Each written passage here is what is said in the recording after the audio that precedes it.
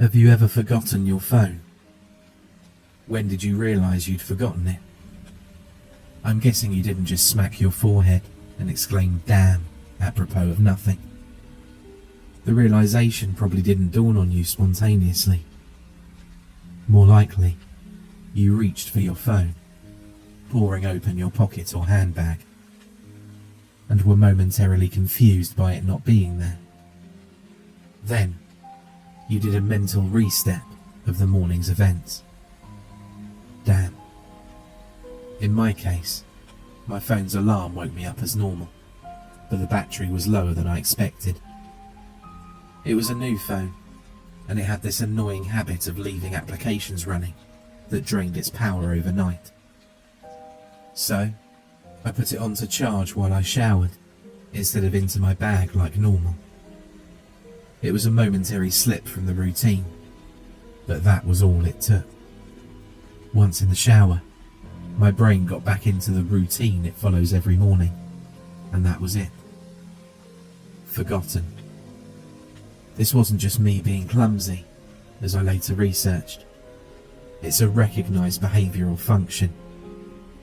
Your brain doesn't just work on one level, it works on many. Like when you're walking somewhere, you think about your destination and avoiding hazards, but you don't need to think about keeping your legs moving properly. I wasn't thinking about regulating my breathing.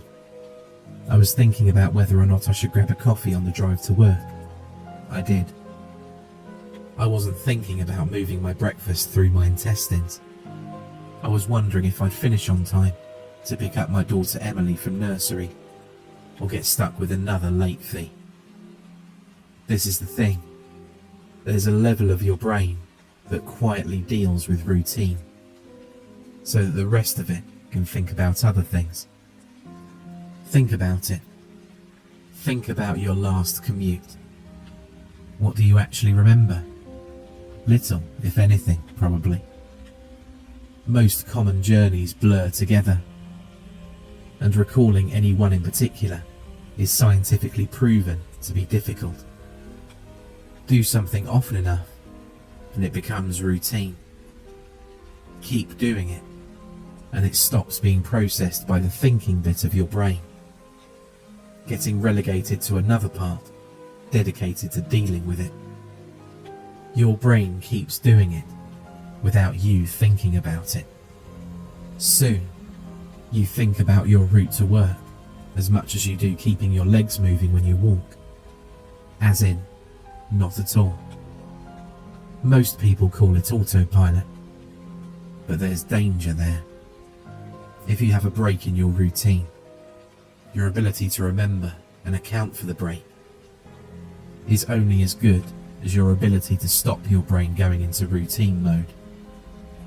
My ability to remember my phone being on the counter was only as reliable as my ability to stop my brain entering morning routine mode, which would dictate that my phone is actually in my bag. But I didn't stop my brain entering routine mode. I got in the shower as normal. Routine started. Exception forgotten. Autopilot engaged. My brain was back in the routine. I showered, I shaved. The radio forecast amazing weather. I gave Emily her breakfast and loaded her into the car. She was so adorable that morning.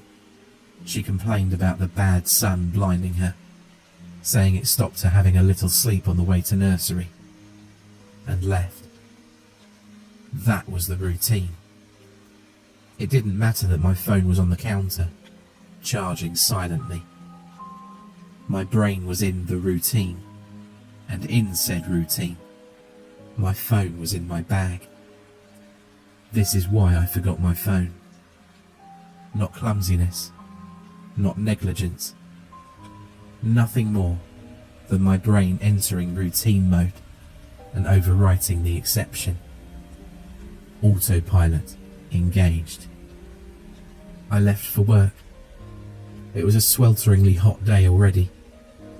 The bad sun had been burning since before my traitorously absent phone woke me.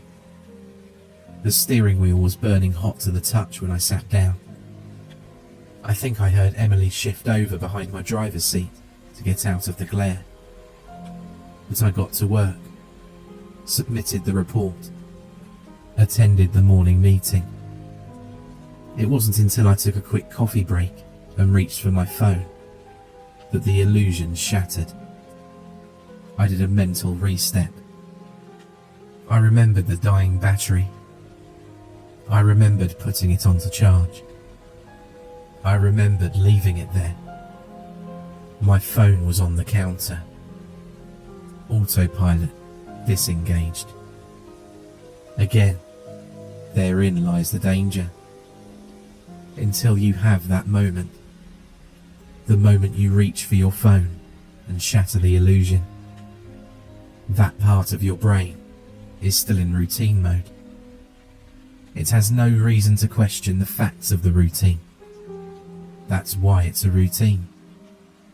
Attrition of repetition.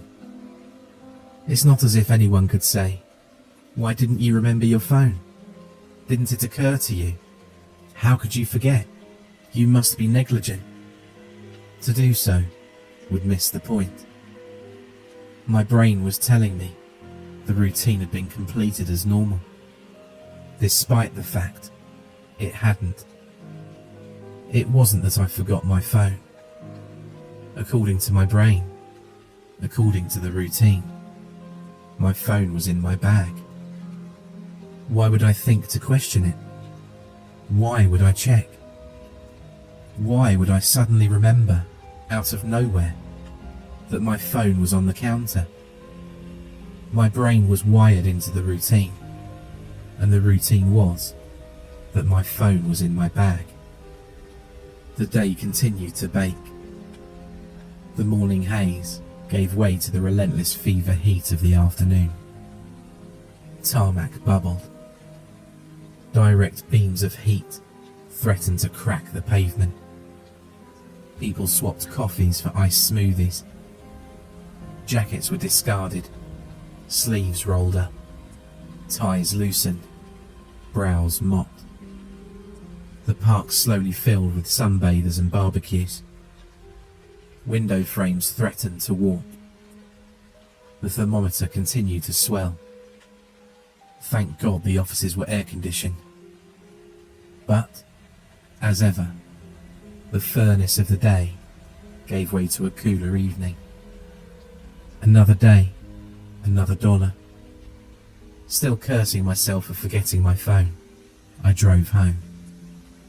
The day's heat had baked the inside of the car, releasing a horrible smell from somewhere. When I arrived at the driveway, the stones crunching comfortingly under my tyres, my wife greeted me at the door. "Where's Emily?" Damn it. As if the phone wasn't bad enough. After everything, I'd left Emily at the damn nursery. I immediately sped back to the building. I got to the door and started practicing my excuses, wondering vainly if I could charm my way out of a late fee. I saw a piece of paper stuck to it. "Due to vandalism overnight, please use side door. Today only." Overnight? What? The door was fine this morning. I froze. My knees shook. Vandals. A change in the routine. My phone was on the counter. I hadn't been here this morning. My phone was on the counter. I'd driven past because I was drinking my coffee. I'd not dropped off Emily. My phone was on the counter. She'd moved her seat. I hadn't seen her in the mirror. My phone was on the counter. She'd fallen asleep, out of the bad sun. She didn't speak when I drove past her nursery. My phone was on the counter. She'd changed the routine. My phone was on the counter. She'd changed the routine, and I'd forgotten to drop her off. My phone was on the counter. 9 hours. That car. That baking sun. No air. No water. No power. No help. That heat. A steering wheel too hot to touch. That smell. I walked to the car door. Numb. Shocked. I opened the door. My phone was on the counter, and my daughter was dead. Autopilot disengaged.